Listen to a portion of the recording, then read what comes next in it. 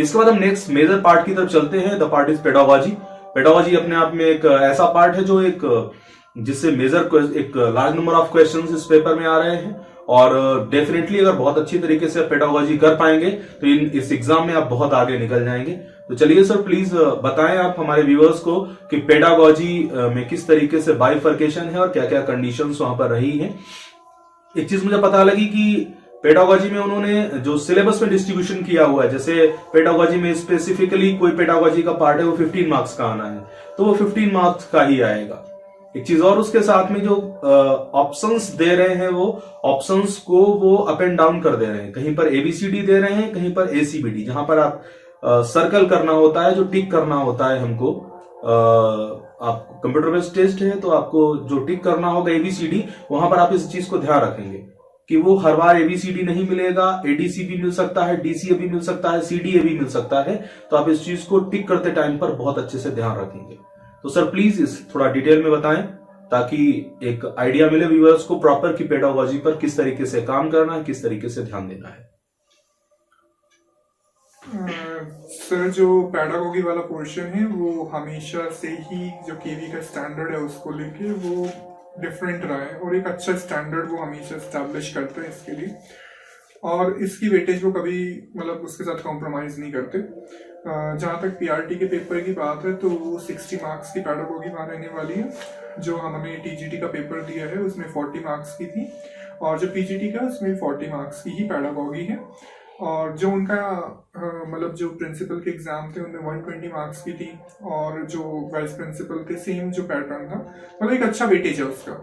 और प्रॉब्लमेटिक वो इसलिए होता है क्योंकि आप उसमें फैक्चुअल तो आता नहीं है ना, कुछ चीजें रहती हैं, लेकिन ज्यादातर आपकी अंडरस्टैंडिंग चेक करने की चीज है वो। जो उसमें डिवीजन है पेडागोजी में वो 5 पार्ट्स में डिवाइडेड है, यूनिट सबके लिए सेम है। फर्स्ट जो यूनिट है वो डेवलपमेंट के ऊपर है, और वो सारी की सारी यूनिट जो है वो सीटेट के जो प्रीवियस क्वेश्चन पेपर्स अगर आप कर लें तो वहां से वो लगभग कवर हो जाएगी। मतलब एक थ्योरेटिकल बुक पढ़िए, उसके बाद वहां से क्वेश्चंस लगाइए, और जब आप उन क्वेश्चंस को सॉल्व करेंगे तो एक माइंडसेट आपका बनेगा। हमारे पेपर में वो जो यूनिट थी वो बहुत ही मतलब इजी वे में पूछी गई थी। जैसे कुछ क्वेश्चंस मैं आपके साथ डिस्कस कर सकता हूँ, जैसे कि डेवलपमेंट जो है वो आपका कौन सा पैटर्न फॉलो करता है, कि जैसे स्पाइरल है, पैराबोला है, लीनियर है, वन मोर ऑप्शन होते हैं। इसी तरीके से जैसे कि कोलबर्ग की जो थ्योरी है वो किस किस के कॉन्सेप्ट को लेके है, सोशल या कॉग्निटिव, या फिर कॉग्निटिव या मॉरल, या फिर मॉरल या सोशल, इस तरीके के क्वेश्चंस थे। और जैसे दे दिया कि प्रॉक्सिमोडिस्टल जो है जो पैटर्न है वो किसका पैटर्न है, जैसे ग्रोथ है, मैच्योरिटी है, डेवलपमेंट है, ऐसे options. That was a simple portion according to me. मतलब मैं उसको जो वो 10 क्वेश्चंस थे जिनको अगर मुझे रेट करना हो तो वो इजी थे। इजी इसलिए थे क्योंकि कहीं ना कहीं सीटेट का हमने वो देखे हुए है ना। तो सीटेट के क्वेश्चंस जरूर आप सॉल्व कीजिए, जो भी आपसे जब से ऑनलाइन पेपर शुरू हुआ है तो आपको सीटेट की वेबसाइट पे मिल जाएंगे, आंसर की वहीं पे मिलेगी, तो वहां से आप देख लीजिए। कुछ अंडरस्टैंडिंग के क्वेश्चंस भी थे उस पोर्शन में, बट अगर आपको की टर्म्स उसकी आप पकड़ पाए है ना, तो वो आपको और थोड़ी सी आपकी अंडरस्टैंडिंग अच्छी है उस टॉपिक को पढ़ने में, तो इजीली आप उसको पिक कर सकते थे।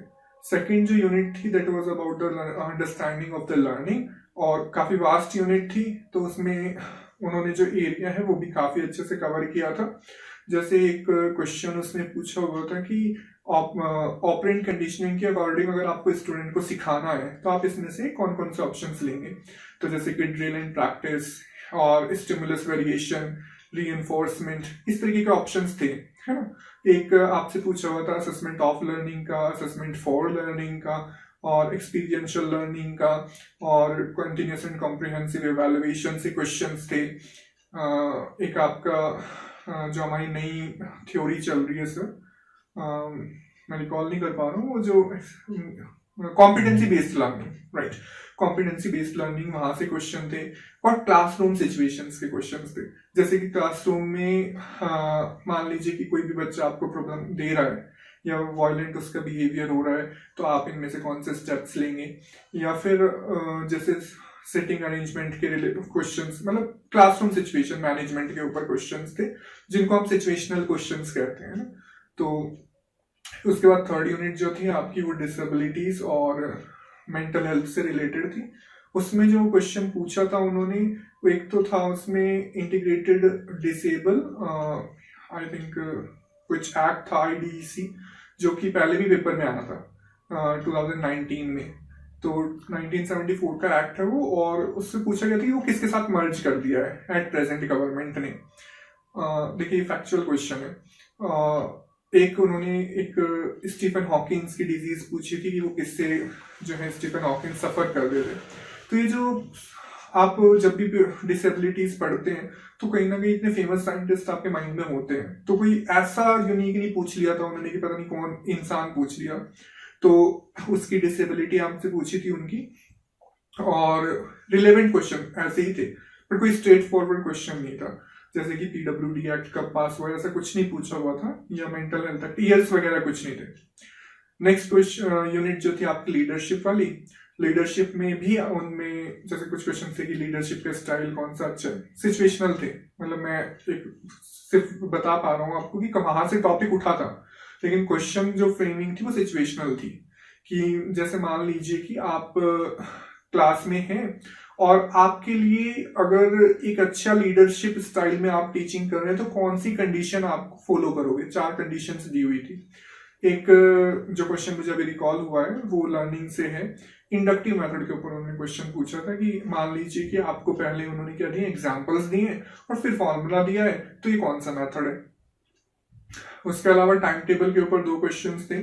टाइम टेबल का पहला क्वेश्चन ये था कि इंग्लिश और मैथ्स जैसे सब्जेक्ट्स हमें कौन से पीरियड में जो है वो पढ़ाने चाहिए बच्चों को।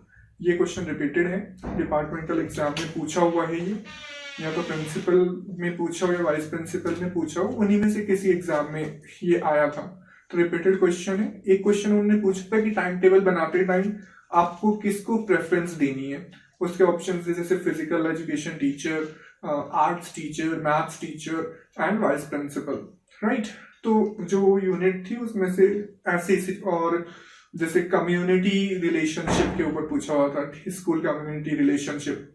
एक क्वेश्चन था इंस्टीट्यूशनल प्लानिंग के ऊपर, 5 ऑप्शंस दिए थे, मतलब 5 स्टेटमेंट दी थी, और उनमें आपसे पूछा था कि कौन सी स्टेटमेंट्स जो है वो ट्रू हैं। और लास्ट यूनिट जो थी उसमें जो आपके सारे के सारे commissions, RTE, NEP, AIIMS of education, curriculum वाले जो था प्रिंसिपल्स, वहां से जो पोर्शन था वो 3 ही नंबर का था TGT में, और सब्जेक्ट में वो मैटर मतलब उसका जो लेवल वो 10 मार्क्स के अराउंड है, मतलब और पोस्ट के लिए। तो उसमें जो हमसे क्वेश्चन था वो एक तो था कि 3 लैंग्वेज फॉर्मूला कब आया। दूसरा क्वेश्चन जो था 3 लैंग्वेज फॉर्मूला से मुझे याद आ रहा है लर्निंग में उन्होंने पूछा था, मल्टीलिंग्विज्म क्लास से रिलेटेड एक क्वेश्चन था। और एक क्वेश्चन उन्होंने NEP में से पूछा था कि जो नॉन फिक्शनल बुक्स हैं वो लाइब्रेरी में कितनी % होनी चाहिए। इतना ही मुझे जहां तक रिकॉल आ रहा है। आई थिंक अराउंड मैंने 15-20 क्वेश्चंस तो डिस्कस कर ही लिए हैं, और इसी के अराउंड क्वेश्चंस थे आपके। तो मेरा सजेशन तो यही है कि आप जो 22 जनवरी को केंद्रीय विद्यालय का लिमिटेड डिपार्टमेंटल एग्जाम जो कंडक्ट कराया गया उसके 4-5 क्वेश्चन पेपर हैं, उनकी पेडागोगी का पोर्शन कर लीजिए। CTET के जो एग्जाम हुए हैं अभी आंसर की मैंने देखी आ गई है, तो उन्होंने क्वेश्चन पेपर्स भी अपलोड कर दिए होंगे, उनको गो थ्रू कर लीजिए। तो जो आपकी फर्स्ट यूनिट है, थर्ड यूनिट है, उसका लगभग पोर्शन, सेकंड का भी कुछ पोर्शन कवर हो जाएगा। सर ने एक और क्वेश्चन बताया था कि जो मैक्सिमम इनोवेशन है वो किस लेवल पर किया गया है। सर ने ही मुझे बताया था कि मैक्सिमम इनोवेशन एजुकेशन में प्राइमरी लेवल पे किया गया है, सेकेंडरी लेवल पे किया गया है, फिर सीनियर सेकेंडरी लेवल पे किया गया है, किस लेवल पे किया गया है। तो ये था सर का व्यू पेडागोजी के विषय में।